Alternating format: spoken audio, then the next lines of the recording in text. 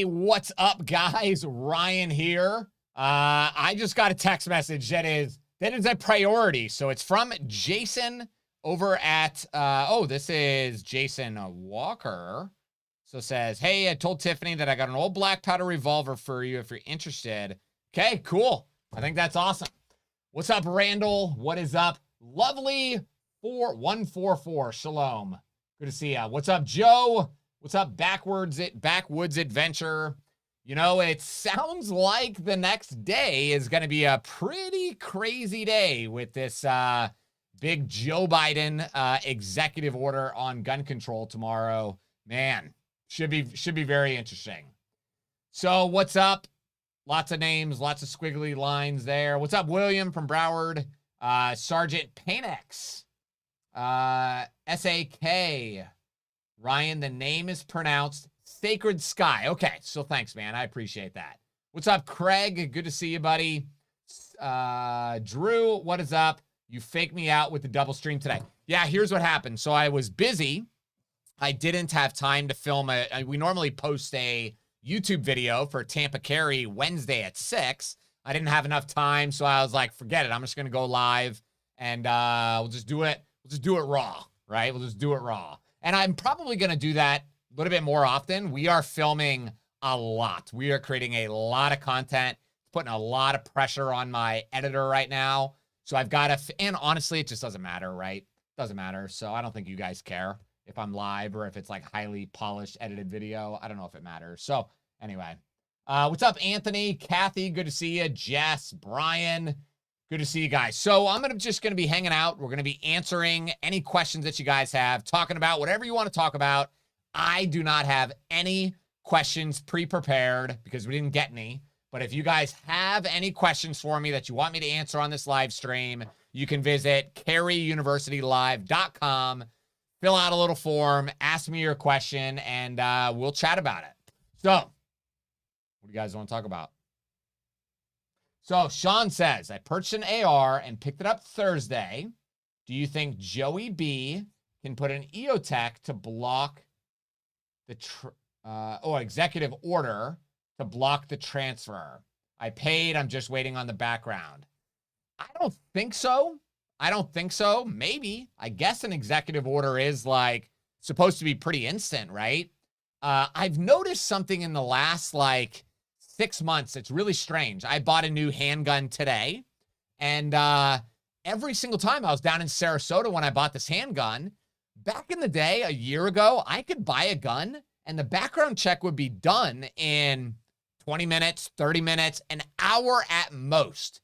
But this was like 2 hours later, and I still don't have the background check still isn't done. And the gun store, I said, will you guys call me when it comes back? And they said, yes. Nobody called me. So it's like the backdoor gun control, right? So we're not going to, I don't know if other people are experiencing this the same way that I am. Sean says 3 days. Dude, it's just taking forever. I've got a carry permit, obviously. I have no criminal history, but for some reason it's just taking forever. And I think that's part of the strategy. Let's make this more and more difficult so that most normal, good, law-abiding citizens just give up and don't actually want to participate in this anymore. So that could be what's going to happen tomorrow. We don't know. Why is it taking so long to receive my concealed carry information? One friend had to wait 90 days. Yeah, pretty much everybody is waiting 90 days or more right now. So it's just, and the reason that it's happening, in my opinion, is because the government is highly inefficient. They're trying to use COVID as a crutch of why they are not issuing people permits. It just is fascinating to me in a day of 2021, where we can I can have a video conversation with somebody on the other side of the world just by picking up my phone. How the hell can we not issue a concealed carry permit within a few days? Like, honestly, the background check system is all automated, right? You print the damn card and then you drop it in the mail. This is not rocket science. I personally think that it's Nikki Fried is kind of pushing on the brake a little bit. She doesn't like so many people getting a carry permit. We've already known she's an anti-gun kind of person. So yeah, that's what I think. You are prohibited or you aren't. Yeah, I'm not prohibited, but yeah, should be able to be pretty much instant. Yep, I totally agree. Drop It Like It's Scott says only took 30 minutes at Shoot Straight. Okay, well, that's awesome. Like, I am getting pissed off by, it's to the point where I'm like, when I want to buy a gun, it's like, do I really want to wait for the background check, right? So, and it honestly pisses me off. I got to drive an hour back to this gun store in Sarasota to pick up this gun and then an hour drive back. Frankly, I probably shouldn't have bought the gun. I probably should have just bought it up here because it's too much of a pain in the ass to have to drive back and forth, right? It's not the gun store's fault. It's that they are too inefficient and it's just making it too damn difficult. Shoot Straight is very quick. Yeah, but William, it's not Shoot Straight that's doing it. So when a gun store is running the background check, they're running it through the Florida Department of Law Enforcement. So whether it's Shoot Straight, whether it's random Joe Blow guy who has a booth at a gun store, a gun show, they're all running it through the exact same FDLE website. But for some reason, mine are just taking forever lately. So replying to Kathy, hey, Kathy, join us in the ladies concealed carry group. Yep. Yes, the ladies concealed carry group. Mary is the admin who is amazing. It's really great. It's just for women so that hopefully you guys can talk about girl stuff, whatever you guys talk about in there. Okay, background checks are hit and miss. No pun intended. I've met people who have waited 4 to 6 hours. You know, when the BLM riots were like really hot and heavy back in June, background checks were taking like a solid day, a solid 24 hours. I perceived that as there was just so many people, right? It was such a massive rush of people who for the first time in their lives realized how dangerous society can be that rushed out to buy a gun. But why today? Why now in April of 2021 is it still so crazy? So Drop It Like It's Scott. Drop It Like It's Scott says, how was the Canic? So Scott, I first want to apologize. He sent me a text message asking which Canic did Bunker Depot let me borrow to test and shoot. I was going to take a picture of it that night when you sent it to me at text like 9 o'clock at night, and I just forgot and it just slipped my mind and I just never sent it. I was not blowing you off. I am very sorry that I didn't send you that picture, but it was the TP9 Elite. Scott, it's a dope gun. It's a dope gun. So the video, I'll publish a video tomorrow at 6 o'clock on the Carry University YouTube channel. Man, MSRP on that gun is $399. $399.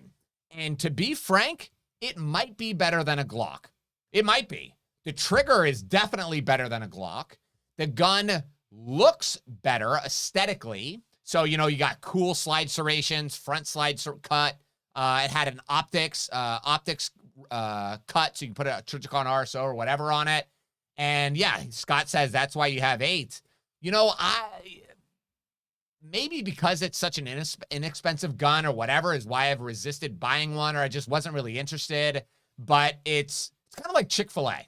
I fought Chick-fil-A for a long time. I was like, I'm not interested, right? I like the restaurant I already go to. I'm not interested. Then I went to Chick-fil-A one time, and I was like, how the hell have I not been eating at here more? And I go to Chick-fil-A like multiple times a week now. I'm the guy that goes to Chick-fil-A on Sunday because I'm like craving it, and I pull into the parking lot, and I'm like, damn it, this place is closed. I think that's how I am now with this Canic. It's such a high-quality gun at such a low price point that it's just unbelievable. So the gun that I bought today, Scott, I don't remember the name. It was a Z or something like that, but it's a handgun that's coming out of Turkey. It looks identical to a Springfield XD9. It's almost identical. It's got a little bit of a hump in the back of the grip, which is the only thing that's different. But I bought this gun brand new for $299. So I'm looking at this and I'm thinking, this looks identical to an XD. $299. So I'm going to shoot the hell out of it. We're going to see if it's actually reliable and a good quality gun. So that way, hopefully, we can recommend some very inexpensive, amazing gun for you guys. Jess says she does that all the time. You go to Chick-fil-A. Yeah, it drives me nuts, right? Like, I don't know if you guys have seen the little spoof commercial of this guy who's like a drug dealer at Chick-fil-A hiding in the dumpster. And when cars pull up, he's like, hey, man, I got a warm chicken sandwich right here. Well, how much money you got? That's how I feel. Like, I would buy a chicken sandwich from a guy out of a trash can because, like, you just want it. They're just addicting. Scott says, so let me shoot the combat executive. Nice. Yeah, I'd love to. So Canik TP9 Elite SC. Got a dealer here in Achula County that wants to sell them for $500 with an MSRP. Yeah, you know, there's lots of gun dealers that are doing stuff like that. And unfortunately, right now, they can kind of get away with it because people are sort of desperate for guns. And there's so many like new gun owners on the market that just don't really understand what guns are worth and what the values and stuff are. So yeah, it depends. Here's my kind of thought process, right? If you're a normal person and you're only buying like 1 or 2 guns a year, then in my opinion, it doesn't really matter if you're going to spend $70 over what the normal price is. It's pretty irrelevant in the big scheme of things, right? I buy guns every month. For sure, 1 gun a month. At least that's what my trending most years. So for me, I got to make sure I'm getting like a good deal or Tiffany's just going to get very upset and it's just going to get too expensive, right? So, yeah, but even at $500 for the Canik TP9 Elite, again, I think it provides more value than a Glock 19 does. So I think that's still a pretty fair price, to be honest. Okay, so Sergeant Panek says, if Joe Biden makes an executive order that goes against the Constitution, do we have to follow the executive order? You know, whether we have to or not, here's the best way I can summarize this, right? President Joe Biden took an oath to support and defend the Constitution of the United States. I don't remember him taking that oath and saying, I will support and defend the parts of the Constitution of the United States that I like, but I'm not going to follow the ones that I don't like.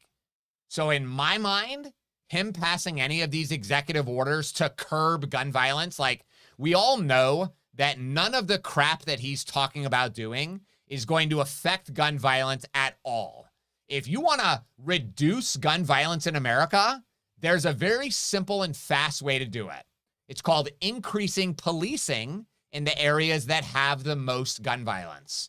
The vast majority of firearm homicides are happening in the same 6 counties in America every single year. Every year, it's the same 6 counties are leading the nation in firearm homicides.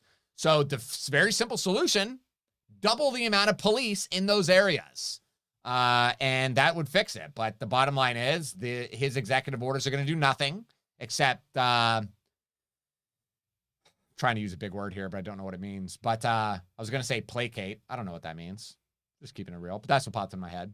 He's trying to pander to a group of gun control people that he's actually going to do something, and it's not going to do shit. It's not going to do anything. But unfortunately, there's too much of that happening in America today, really on all levels. Walk the Talk America is tackling the mental health 2A side of things too. They don't get enough attention. Okay, so what is that, Rachel? Is that Walk the Talk America? Is that a podcast? Is that like a YouTube channel? What is it? I'm going to look it up. I got to try to remember it. Yeah, Jess, it's also really funny, but those 6 counties, those 6 areas that have the highest levels of firearm homicide are also the areas that are wanting to defund the police. So again, it's just like, it's talking in a circle, right? Have you ever talked to somebody that's so dumb, you just like, okay, listen, I can't even have a conversation with you because you're not even smart enough to keep up on what we're talking about here. That's this idea. We want to reduce violence, but we also don't want any police. I find it really hilarious that, hello, do you love morgues? I don't know what that means. So I find it really funny, Minneapolis, you know, they defunded the police. And then several months later, 6 months, almost a year, they had to increase the budget for the police because citizens were complaining about the skyrocketing number of homicides, violent crimes, and all that stuff that's happening in society, that crimes were just openly being committed on the street, and that there was no more police presence. Are we this dumb? This is what you asked for. You wanted no more police. And now you're bitching and complaining because crimes are happening and the criminals feel they can just do whatever they want. That's what happened. It's called cause and effect. So Ryan, what do you think about Tennessee getting rid of concealed carry? And most people can carry without a concealed carry permit. So what Tennessee did is they passed constitutional carry, which means that a Tennessee resident who's established residency in Tennessee can conceal carry a firearm without a permit, but only within the state of Tennessee. So people are still required to get a concealed carry permit if they want the reciprocity and to be able to travel with that firearm outside of the state of Tennessee. I think it's amazing. I think that it is something that should happen nationwide. It won't, of course. There's always going to be those anti-gun states that are going to really resist it. But I think we have a really positive trend right now. More and more states, I don't know how many we're at right now. I'm going to Google it real quick. I think we're at like 18, 19 states have actually passed constitutional carry. I can't talk and type at the same time. How many states have passed constitutional carry? So I think we're making a good trend right now. And I think it's not going to give me an answer real quick. I believe it's like 18 or 20, if any of you know. So Brian says 19. Okay, so that's great. I think it's a great trend. More and more states have proposed constitutional carry in their legislators. And I think it's only a matter of time before more and more laws like this pass. Yeah, somebody says 20. Doesn't really matter. Again, we're making a positive tick upwards. And you know what's really funny? So I had a group of people stay late for the concealed carry class on Tuesday, just kind of chat and hang out.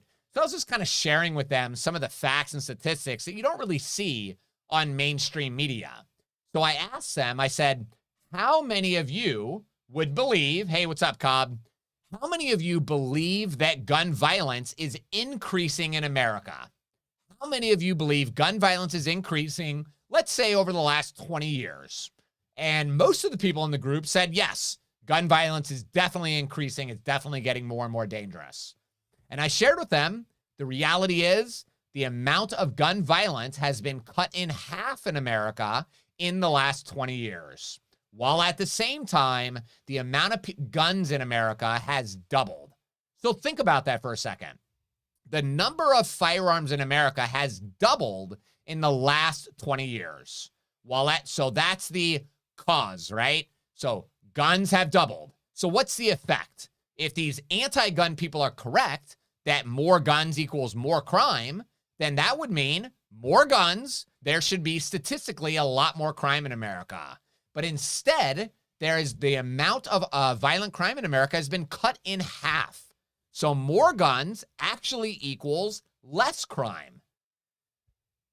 But yes, what's up, sheep herders? Okay, that's a good one, buddy. That's a good one, Dark Nation.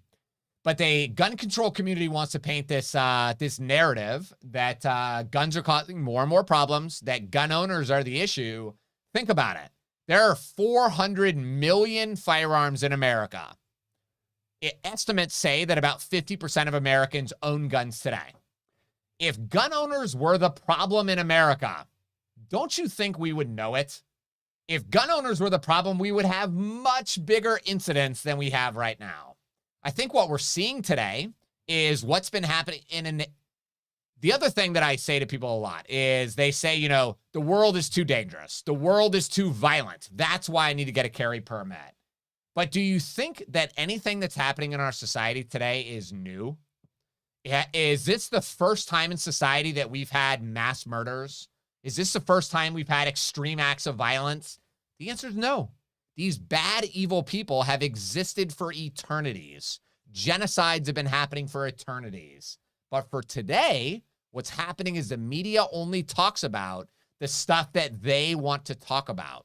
They only want to talk about the narrative of a white person with an AR-15 that committed a mass shooting. What they don't ever talk about is how many attempted mass shooters are actually stopped because a law-abiding person had a gun and was able to shoot and stop that bad guy. I heard this one commentator say that there were like 90 or 900, I don't remember the exact number, so don't quote me here, but there was a certain number of rapes that occurred in the state of Florida in 2019. And he said, do you know what every single one of these rape victims had in common? They all had one thing in common. Not one of them had a firearm. So why is that? Why is it that those women who did not have a firearm got raped? It's because men are stronger than women, and guns are the great equalizer. It doesn't matter if you're a 100-pound, petite woman. If you've got a handgun, that 6'4", 260-pound man, you're on an equal playing field. And that's why guns are so important. It is the great equalizer in society. Facebook user says, I'm looking for a course on how to handle an active shooter situation. There are a lot of courses out there for active shooters. So I just do a quick Google search. You'll find something. So Brian says, I have a concealed carry permit and will be driving to Connecticut. In researching the different state laws, it looks like I'll have to lock my firearm in the trunk north of Virginia. Any info? Yeah, Brian. So I talk about this in my book quite a bit, but there's a federal law that was passed in 1986 called the Firearm Owners Protection Act. And there's a provision in there called the Safe Passage Provision. So that Safe Passage Provision, it provides a step-by-step process for how a person can transport a firearm through a state with highly restrictive gun laws. Now, the challenge of the Firearm Owners Protection Act is that for it to be legal, you have to be legal to possess the firearm in the state that you are leaving and in the state that you are going to. So let's say, for instance, I'm driving from Florida to Maine. I'm allowed to have my Glock 19 Gen 5 in Florida legally, and I'm allowed to have it legally in Maine. But let's say my final destination was Connecticut. We are not legally allowed to have a Glock 19 Gen 5 with a 15-round magazine capacity in the state of Connecticut, which means Connecticut could not be the final destination for your trip for this to be legal. You can drive through Connecticut, but you could not stop in Connecticut. It could not be your final destination. So do a lot of research. As most of you know, I had a student get arrested in New York because he spent 3 years in prison because he brought a gun into New York. He stopped in New York, and then he attempted to board an airplane with that gun, and that's how he got caught. And he spent 3 years in a cage. This is a big deal. Make sure you do a lot of research and you really understand this on a deep level, Brian, because it's really easy to screw up and end up in prison. Let's see. Any other questions? Jess says classes like that are crazy expensive. Yeah, there's some really good books on how to handle active shooter situations, but most of the courses are that I've looked into are 2 to 3 days long. They usually are $500 to $700. Pretty pricey. And frankly, I don't know if they provide that much value, honestly. The big thing with an active shooter is be aware of your surroundings. When you hear that pop, when you realize, so the sound of a gunshot in a building is extremely different than the sound of a gunshot in a gun range, right? So you expect it in a gun range and it's very loud, but inside of a building, it's very muffled. It sounds like just a book hitting something really loud, right? Or something fell over. So it's not the sound that's going to tip you off that there's a shooter. It's usually the rapid succession. Pop, pop, pop, pop. That's when you know this was not a shelf that fell. This was not a book somebody dropped. This is a shooting. And the biggest thing you can do at that moment is create distance. It's not hide. You need to run as fast as you can and get as far away from this bad guy as possible. And don't let anything stop you. If you got to smash a freaking window, smash a window. And then if you do get stuck, you are trapped because the shooter is so close. Many people kind of freeze, right? But this is a moment that you have to fight to the death. It's either going to be you or it's going to be that scumbag. And you had better find an improvised weapon in that area if you don't already have one on you. And you got to get ready to do whatever the hell you got to do to stop that bad guy. All right, so Rachel says, roughly what age do you think it is wise teaching kids to shoot BBs or 22, provided they already have some firearm safety knowledge?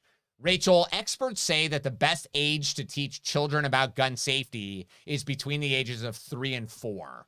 And I know that sounds really crazy because most parents say, I don't want to talk to my kids about guns until they're like 12, they're teenagers or whatever. But just think about this. So, Rachel, I assume you have kids. Do you teach your children not to touch the sharp knives in the drawer? We taught our children not to touch the chemicals that were under the sink. We taught them not to go into the garage and turn on any of the power tools, right? So we teach them all that basic stuff. A gun is just like all those other items. So when my kids were 3 and 4 years old, they would sit on my lap and we would have little conversations about gun safety to really make sure that they understood that guns are awesome if we treat them with respect, and guns are extremely dangerous if we do dumb, unsafe stuff with that. I have an amazing course, Rachel, called The Expert's Guide to Kids and Guns. So that course will give you everything that you need to know to understand how to educate your children about guns. So she says, yeah, I'm surprised, but I shouldn't be, makes sense. Yeah, I mean it. And frankly, my kids, when they were that young, right? So 3 and 4 years old, I'd be holding them and they would like naturally kick or pull up on my shirt out in public. So exposing my gun to people that are around me. So I would whisper in their ears and say, hey, what does daddy have? And they would say, dad has a gun. And I'd say, okay, so you got to stop pulling up on my shirt, okay? And they're like, okay, dad. So kids are very smart. They can process it and understand it. But you just got to keep having the conversation. One of the mistakes that I think a lot of parents make when talking to their kids about guns is that they have the conversation once or twice.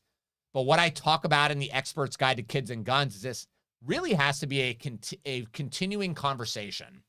Every time we see something happen at a school where there's a shooting, kid brings a gun to school, whatever, we always sit down with the kids and kind of talk to them about it and say, hey, what would you do if your buddy came and said, hey, I have a handgun in my backpack?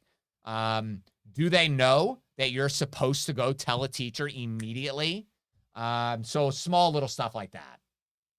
So Drop It Like It's Scott said he taught his kids when they were at the age of 4. Yeah, but that's because you're a redneck, Scott. So it's pretty expected for you.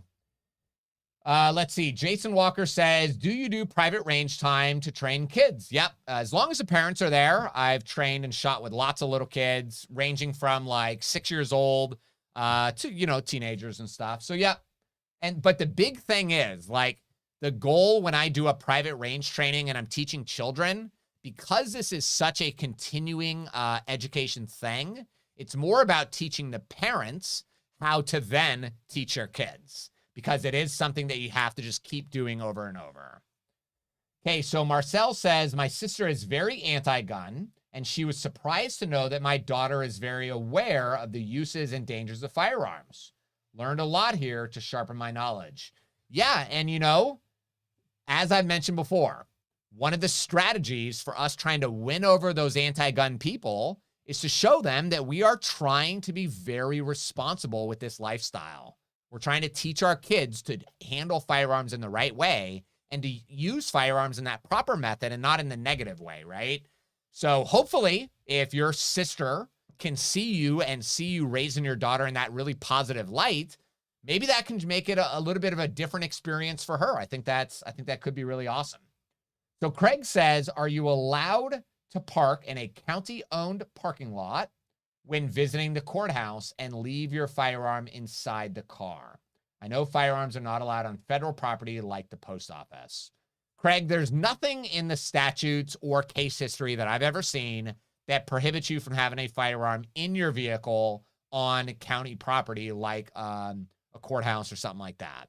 I would still use a lot of caution. We want to avoid having like gun paraphernalia. So let's say your gun in a zippered gun bag sitting right on the passenger seat.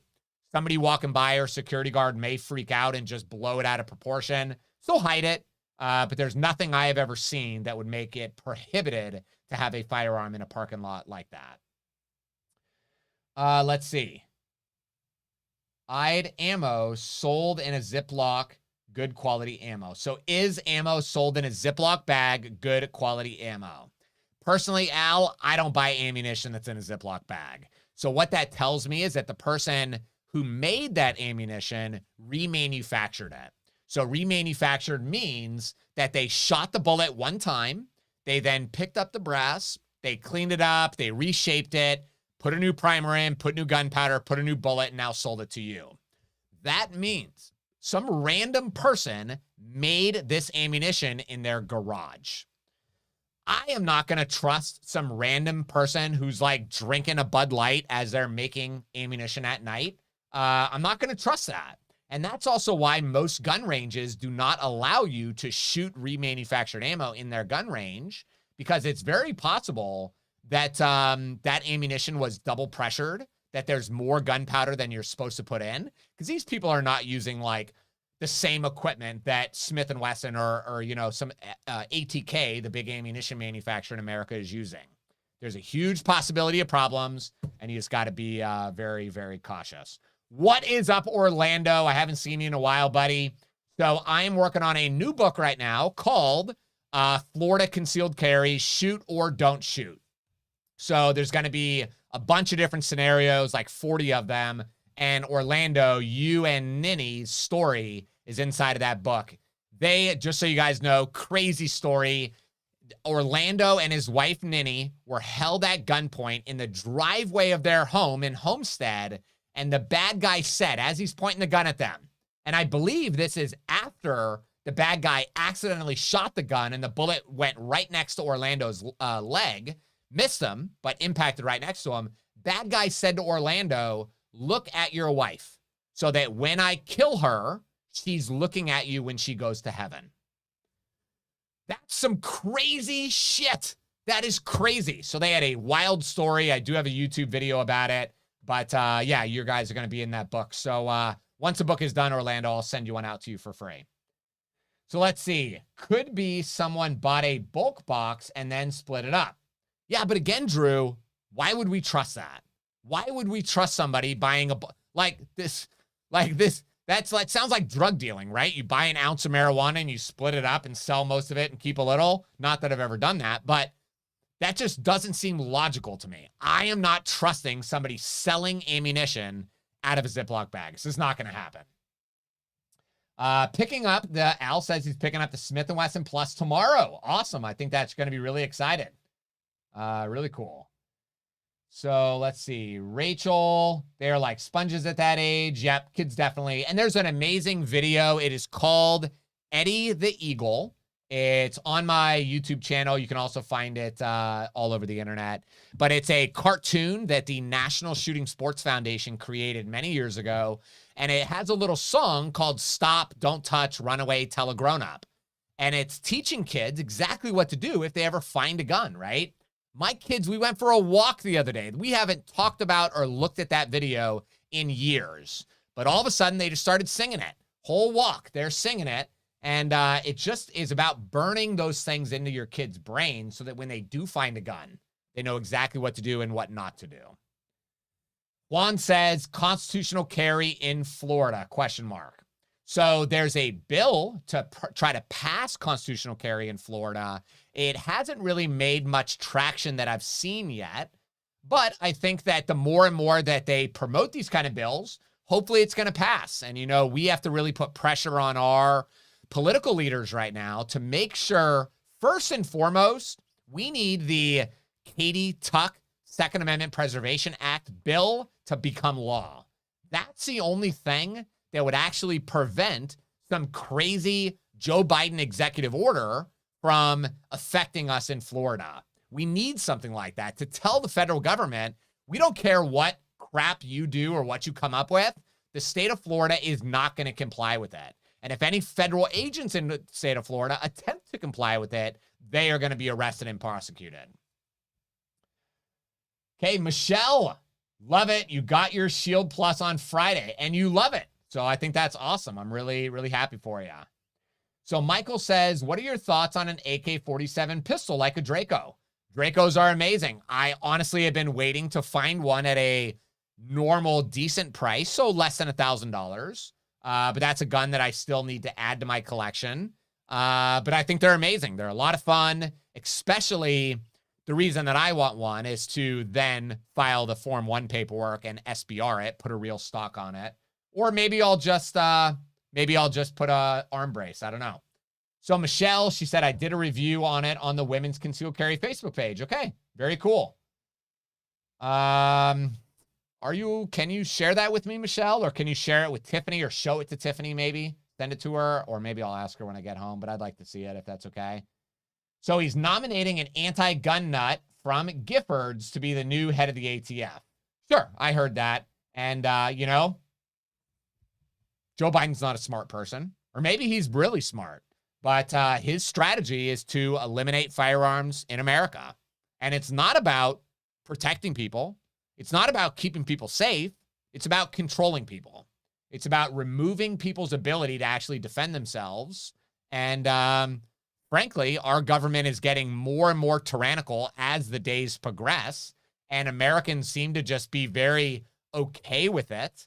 But it's getting very chaotic. And it's very scary to see what's potentially going to happen in the coming years. Okay, so Tiffany has seen it. Okay, so I'll try to ask her tonight so that I can watch it. Is it me, or every time gun control's up, there's a shooting every other day? Yeah, Al, it's not that it's you. It's that, again, the media is very smart. And people don't make decisions logically, right? So you have to understand that. People make decisions emotionally. And the best way to elicit that emotion is to show the tragic violence down in Fort Lauderdale. A 6-year-old girl gets shot. 9-year-old little kid gets shot. That is the emotion, right? That's where every parent like me is looking at the 6-year-old like, I got a 7-year-old. Like I couldn't freaking imagine if Jackson got shot. Couldn't imagine the pain and how stressed I would be. So then it's very easy for them to say, hey, you don't like this pain. We're going to take this pain away by making these guns illegal. Why don't you support me? So that's what they're doing. Don't you find it super comical that last year with COVID-19, there was really no talk about gun control at all? It really just never made it into the mainstream media because they were too busy trying to scare America with COVID. But now all of a sudden, they're just hammering it with gun control over and over again because that's the goal. The goal is to keep people scared, dumb, and broke. That's the goal. In your opinion, why would they want to disarm us? Marcel, great question. Why do they want to disarm us? It's because the only way to truly control the people is to keep them misinformed. So that's the dumb part, right? It's to prevent them from actually escaping, to prevent them from actually fighting back. You know, I had somebody in my class the other day who is from, oh no, actually it was Michael. So Michael, I'm sorry, your wife's name was Lusa. I'm sorry, type your wife's name in there. So I forgot it. But I was actually at Michael's house talking to his wife, and his wife mentioned this. So they're from Romania, and she said, you know, in Europe, in Romania, they can protest as much as they want, but the government knows there isn't shit that those people can do. It doesn't matter how upset you get. It doesn't matter how much the government oppresses the people. Slovenia. Okay, I'm sorry. Slovenia. I'm going to save that into my phone before I'm going to take a picture of this comment real quick so I can save it in my phone and I won't forget again. So it's funny. One of the name techniques, little side note that I use to try to remember people's name is I'll put in my phone like some type of facial thing that like describes me about you and then some way to try to remember their name. So there's this guy at church. His name's Titus. And just imagine like big, freaking ripped, like massive. He looks like he's got softballs for shoulders. Dude. So in my phone I put, what did I put? Big, bald, black guy, Titus. So then when I'm like walking into church and I'm like, oh shoot, man, what's that guy's name, right? So I'm like, okay, big, bald, black guy. So I typed that into my contacts and I'm like, oh, what's up, Titus? So he doesn't know I got all this stuff saved in my phone, but that's how I can remember real quick what that dude's name is. What's up, Sandy? So somebody says, fix those glasses. Are they messed up? No, they look fine to me. So the goal of the government is to keep people afraid. It's to prevent them from being able to, it's to prevent people from being able to defend themselves from a tyrannical government. And just look at every society in the world that has gone through big gun control. I actually don't know his last name, Drew, so sorry, man. But every single country, tragic things have happened afterwards. So we look at the Chinese Communist Party. So when they took away guns from the citizens, then they murdered all of the political opponents. And even to this day, the country of China is committing mass genocide against its people. When COVID happened, they locked up COVID patients in their rooms and let them starve to death. Right now, they're murdering Muslims by the thousands. That stuff doesn't happen in America because if it was, we would rise up and we would be shooting back at the government to stop them from doing evil stuff like that. Yeah, so Rachel's saying Bolivia. I don't know much about Bolivia, but Cuba, Venezuela, and it's even happened in more developed countries like Britain. So many people don't know this, but when Britain banned firearms in like 1997, they had a violent crime spike of 77%. So a 77% increase in violent crime, all because they made guns illegal. Because why would I be afraid of Rachel? Why would I be afraid of her? When I know by law, she is not allowed to own a gun and she is not allowed to legally use a gun to defend herself. It's bullshit. It's bullshit. And again, that's why Samuel Colt said it best. God created man, Colt made them equal. Guns are the great equalizer. And that's why the government hates it. The government wants power. But as long as we still own guns, the power is in check. Sort of. I guess it's hard to say that right now.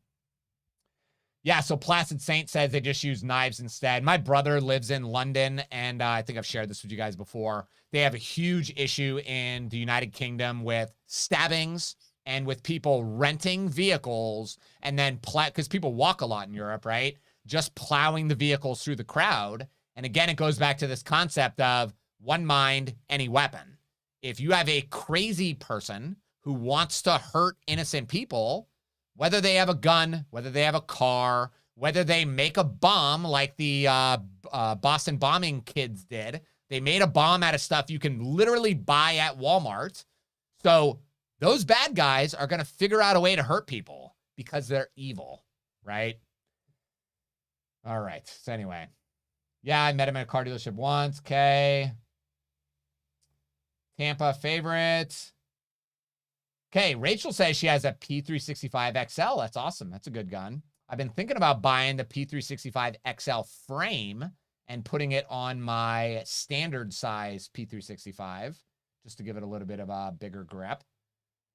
Let's see. Renee says, I looked up Kennesaw, Georgia, and it said they have 90 or 89% less crime.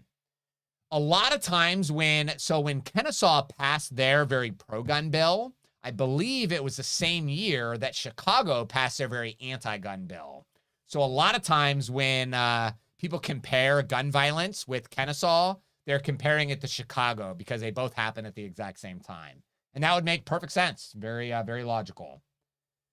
So let's see. Love my P365. So Sandy, are you able to carry the P365 XL comfortably? I know Renee is planning to carry the standard size P365. When I went shooting with Renee on Monday, I believe, she was a little bit concerned that it might print too much.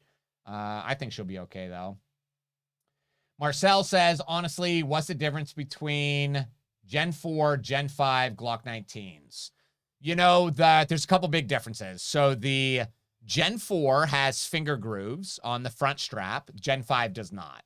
The Gen 5 has an ambidextrous slide lock lever. So both sides of the slide, you can release or, you can lock or release the slide.